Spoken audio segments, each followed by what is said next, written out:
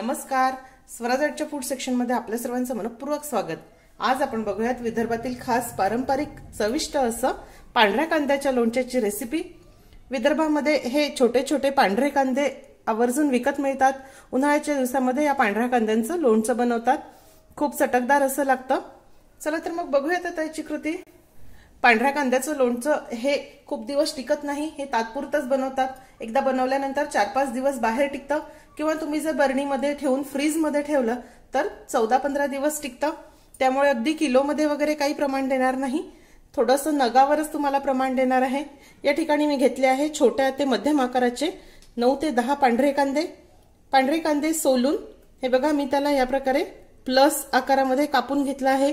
ज्या प्रकारे आपण भरली वांगी करताना काप देतो तसेच सर्व कांद्यांना काही काप देऊन घ्या, म्हणजे यामध्ये मसाला आतपर्यंत मुरेल।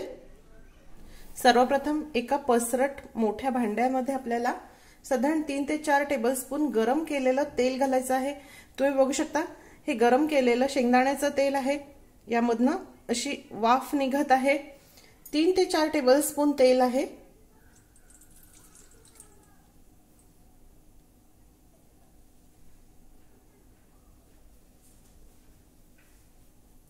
या भांड्यामध्ये टाकून आपल्याला हे तेल थोडं कोमट व्हायची वाट बघायची आहे।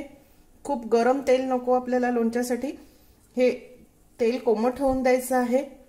पहिले अगदी गरम करून घ्या आणि नंतर थोडं कोमट होण्याची वाट बघायची आहे। हे तेल थोडं कोमट झालं, आता यामध्ये साधारण 1.5 टीस्पून मोहरीची डाळ घालणार आहे। हे विकतची मोहरीची डाळ आहे, अगदी स्वच्छ अशी। पाव टीस्पून हिंग। तुम्ही बघू शकता हे तेल कोमट आहे, खूप गरम नाही पण अगदी गार देखील झालेलं नाही। अशा कोमट तेलामध्येच आपल्याला हे मसाले घालायचे आहे। हळद घालूया पाव टीस्पून। 1.5 टीस्पून मीठ घालणार आहे।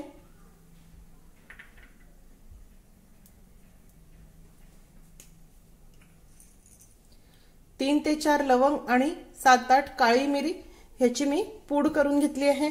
ही पूड देखील घालणार आहे। मसाल्याची ह्या पूडची खूप मस्त टेस्ट येते।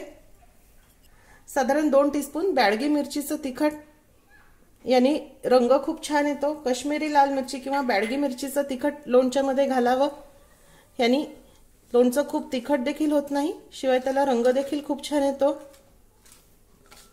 आता आपल्याला हा मसाला पूर्णपणे थंड होण्याची, गार होण्याची वाट बघायची आहे।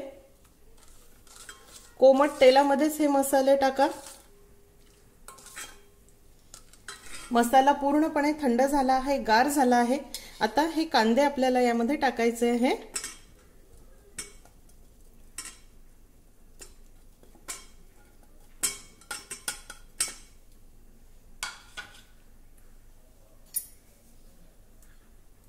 अर्धी वाटी किसलेली कैरी घालणार आहे।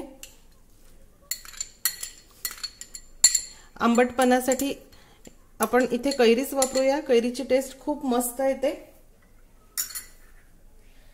1 टीस्पून गूळ घालणार आहे।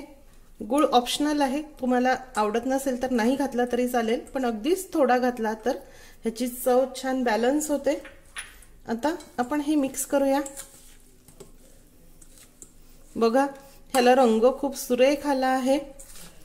हे बघा लोणचं व्यवस्थित मिक्स झालं आहे। तुम्ही बघू शकता ह्याचा खार खूप मस्त असा खार याला आला आहे। लोणचं मुरण्यासाठी साधारण 4 ते 5 तास लागतात। 4-5 तासानंतर लोणचं मस्त मुरतं। जरा 4-5 तासानंतर मी तुम्हाला हे लोणचं दाखवते। अतिशय चविष्ट आणि रसरशीत असं पांढऱ्या कांद्याचं लोणचं तयार। हे लोणचं बाहेर 3 ते 4 दिवस टिकते आणि फ्रीज मध्ये जर तुम्ही हवाबंद काचेच्या बरणीमध्ये ठेवलं तर 14 ते 15 दिवस देखील सहज टिकते। हे लोणचं तुम्ही या उन्हाळ्यामध्ये नक्की करून बघा। आजची रेसिपी आवडल्यास रेसिपीला लाईक करायला व शेअर करायला विसरू नका। माझ्या चॅनलला सुद्धा नक्की सबस्क्राईब करा। अशीच एक छानशी रेसिपी घेऊन भेटूया स्वराज्याच्या पुढच्या भागामध्ये। तोपर्यंत चवीने खा आणि निरोगी रहा।